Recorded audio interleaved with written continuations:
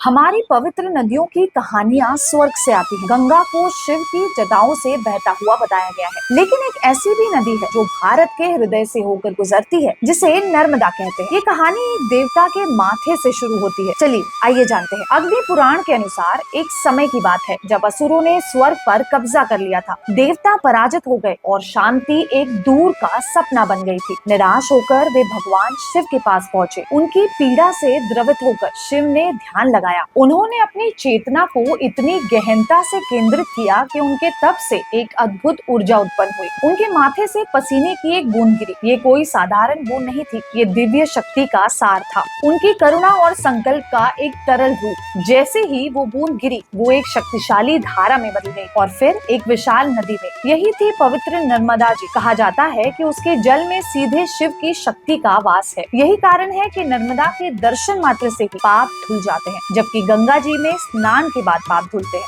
नर्मदा जी उस दिव्य क्षण का एक जीवंत प्रमाण है। गहन ध्यान और करुणा से निकली शक्ति की एक न भूलने वाली कहानी।